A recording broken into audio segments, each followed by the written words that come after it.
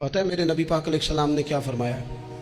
ये सही हदीस है और इस हदीस से जो दर्द छलकता है उसे आप कभी महसूस करें, कभी इन बातों को आप नचोड़ें तो इसमें आंसू कितने हैं। हुजूर फरमाने लगे, शैतान मायूस हो गया है, अब वो तुमसे बुतों की इबादत नहीं करा सकेगा, लेकिन वो तुम्हारे दरमियान लड़ाइयाँ कराएगा, इख्तलाफ पैदा करेगा, वो तफरीक तुम्हारे अंदर डाल देगा, नफरतों के बीज बोएगा।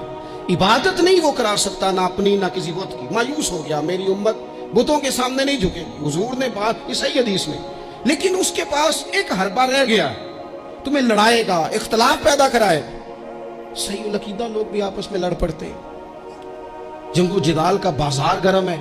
हुजूर फरमाने लगे, जो हक पे होने के बावजूद सुलह की खातिर झगड़ा छोड़ दे, फरमाया मैं वादा करता हूं रब उसे जन्नत अता फरमाएगा।